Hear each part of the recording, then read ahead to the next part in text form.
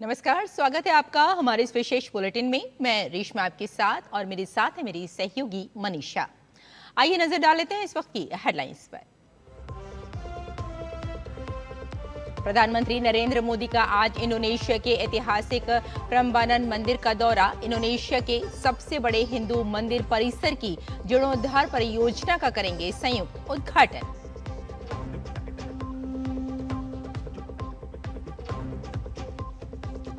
विदेश मंत्री doctor S Jaishankar अपनी यात्रा के दूसरे चरण में कुवैत पहुंचे। अपने समकक्ष से करेंगे मुलाकात। विभिन्न द्विपक्षीय मुद्दों पर होगी चर्चा।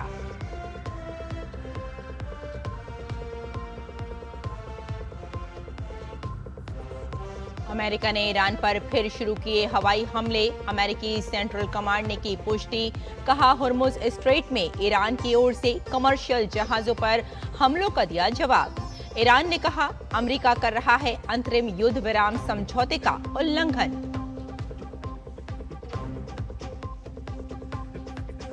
आने वाले 2 से 3 दिन में पूरे देश में सक्रिय होगा दक्षिण पश्चिम मानसून।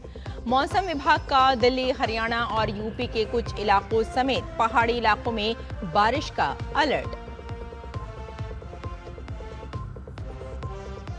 और फीफा विश्व कप का रोमांच बरकरार।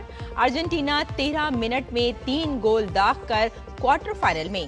मिस्र को 3-2 से हराया। पेनल्टी शूटआउट में कोलंबिया को हराकर पहली बार क्वार्टर फाइनल में पहुंचा स्विट्जरलैंड।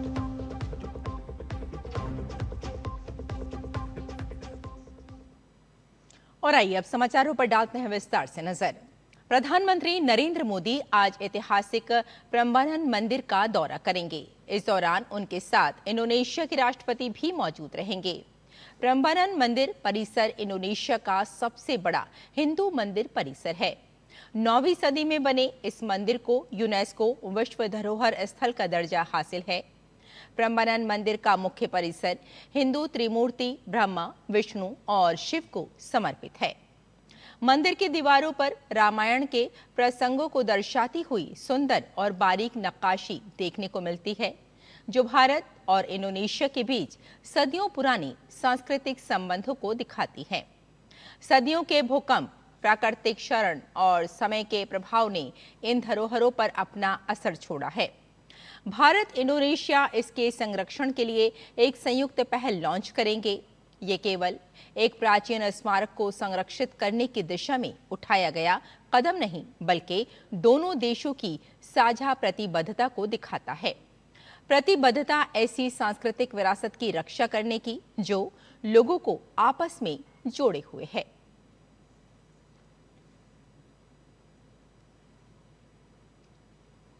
प्रधानमंत्री नरेंद्र मोदी ने मंगलवार को जकार्ता में भारतीय समुदाय को संबोधित किया। समारोह में इंडोनेशिया के राष्ट्रपति प्रबोवो सुबियांतो भी मौजूद रहे। पीएम ने भारत इंडोनेशिया की प्राचीन और मजबूत साझेदारी का जिक्र किया। इंडोनेशिया के राष्ट्रपति ने अपने संबोधन में अपना डीएनए भारतीय बताया। वहीं पीएम ने उनके इस वक्तव्य को सराहते हुए कहा कि भारत इंडोनेशिया दोस्ती का डीएनए साझा विरासत और विश्वास से बना है।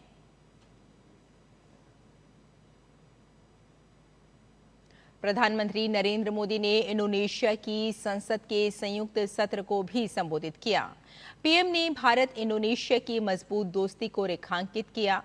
पीएम ने कहा कि भारत और इंडोनेशिया के बीच जो सद्भाव और विश्वास है, उसे हमें अपने नागरिकों के लिए नए अवसरों में बदलना है। पीएम ने लोकतंत्र को दोनों देशों का साझा मूल्य बताया। पीएम ने कहा कि दोनों देशों ने अपने लोकतंत्र में विविधता को ही अपनी एकता की नींव बना लिया है। पीएम ने कहा कि भारत हिंद प्रशांत में स्वतंत्र नौवहन का समर्थक है। पीएम ने आतंकवाद के खिलाफ भारत इंडोनेशिया को एकजुट बताया। प्रधानमंत्री नरेंद्र मोदी आज इंडोनेशिया का दौरा पूरा करने के बाद ऑस्ट्रेलिया जाएंगे। उनकी ये यात्रा प्रधानमंत्री एंथनी अल्बनीज के निमंत्रण पर हो रही है। इस यात्रा से भारत ऑस्ट्रेलिया व्यापक रणनीतिक भागीदारी और मजबूत होगी। इस दौरान दोनों पक्षों के बीच रक्षा और सुरक्षा, व्यापार और निवेश, शिक्षा, मोबिलिटी, उभरती प्रौद्योगिकी, खेल और जनसंपर्क पर विचार विमर्श होगा। इस दौरान भारत अलग अलग क्षेत्रों में सहयोग मजबूत करने पर जोर देगा। ऑस्ट्रेलिया में महासागर और हिंद प्रशांत विजन एक अहम मुद्दा रहेगा। ये दौरा भू राजनीतिक तौर पर अहम होगा।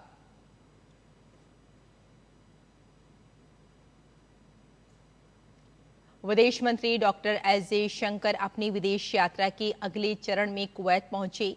कुवैत के उप विदेश मंत्री हमद सुलेमान मशान अल मशान ने किया स्वागत।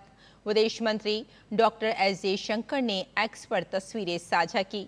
विदेश मंत्री अपने समकक्ष से मुलाकात करेंगे। इस दौरे का मकसद द्विपक्षीय संबंधों को मजबूत करना और साथ ही क्षेत्रीय घटनाक्रमों और आपसी हित के मुद्दों पर विचारों के आदान प्रदान करना।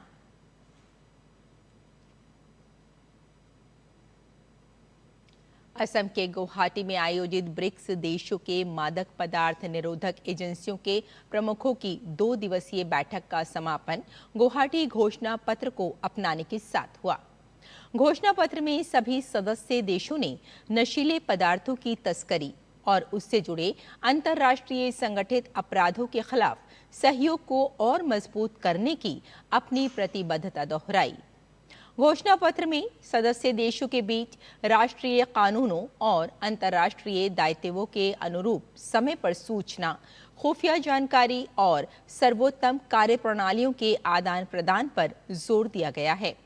साथ ही मादक पदार्थों की तस्करी पर प्रभावी अंकुश लगाने के लिए आधुनिक तकनीक, डिजिटल टूल्स और डेटा आधारित रणनीतियों के उपयोग को बढ़ावा देने का भी निर्णय लिया गया।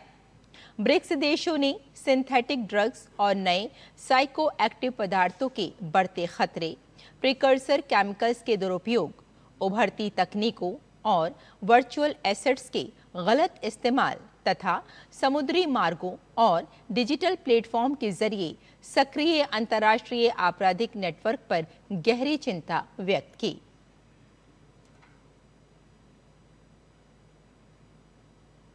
दिल्ली एनसीआर समेत कई राज्यों में झमाझम बारिश हो रही है। एक तरफ जहां लोगों को गर्मी से राहत मिली है, तो दूसरी ओर कुछ इलाकों में बारिश ने लोगों का घरों से बाहर निकलना दूभर कर दिया है। दिल्ली, हरियाणा, यूपी, कर्नाटक और अरुणाचल प्रदेश के कुछ इलाकों समेत पहाड़ी इलाकों में भी लगातार बारिश हो रही है। कर्नाटक में दक्षिण कन्नड़ जिला प्रशासन ने आज भारी बारिश की आशंका को देखते हुए 12वीं कक्षा तक के सभी शैक्षणिक संस्थान बंद कर दिए हैं। अरुणाचल के कई जिलों में मूसलाधार बारिश हो रही है। कुछ इलाकों में बाढ़ और भूस्खलन की स्थिति बनी हुई है। उत्तराखंड में कई स्थानों पर भारी बारिश हो रही है। कई मार्गों पर मलबा आने से 32 सड़कें बंद हो गई हैं। और शुरुआती शांति समझौते और अगले दौर की हो रही वार्ता के बावजूद अब अमेरिकी सेना और ईरान के बीच फिर से हमले शुरू हो गए हैं। अमेरिकी सेना ने ईरान के खिलाफ कई हवाई हमले किए हैं। अमेरिकी सेंट्रल कमांड ने मंगलवार को सोशल मीडिया पर एक पोस्ट में ये जानकारी दी कि ये हमले स्ट्रेट ऑफ होर्मुज से गुजर रहे 3 कमर्शियल जहाजों पर ईरान द्वारा किए गए हमलों के जवाब में किए गए हैं। उन्होंने कहा कि ईरान का दिखाया गया आक्रामक रवैया गैर जरूरी और खतरनाक था और ये युद्ध विराम का साफ उल्लंघन था।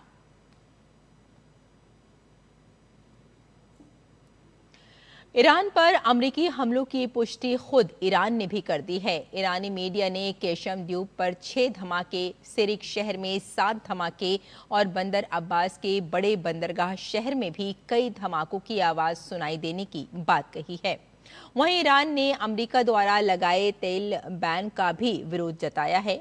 ईरान का कहना है कि अमेरिका ने तेल बैन को फिर से लगाकर अंतरिम युद्ध विराम समझौते किए हैं।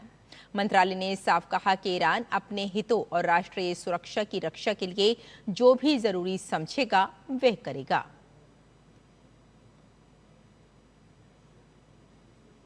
और डिफेंडिंग चैंपियन अर्जेंटीना ने मिस्र को 3-2 से हराकर फुटबॉल विश्व कप के क्वार्टर फाइनल में जगह बना ली। अटलांटा स्टेडियम में खेले गए मुकाबले में अर्जेंटीना 78वें मिनट तक 2-0 से पीछे थी। इसके बाद रोमेरो, मेसी और फर्नांडिस ने 13 मिनट में 3 गोल कर टीम को जीत दिला दी। लियोनेल मेसी ने इस टूर्नामेंट में 8वां गोल किया।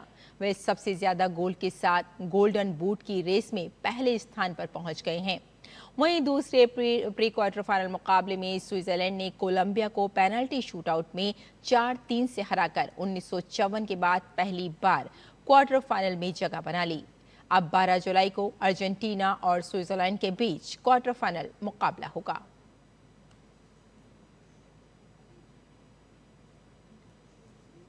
तो हमारे इस विशेष बुलेटिन में फिलहाल इतना ही। मुझे और मेरी सहयोगी मनीषा को यहीं अनुमति दें। नमस्कार।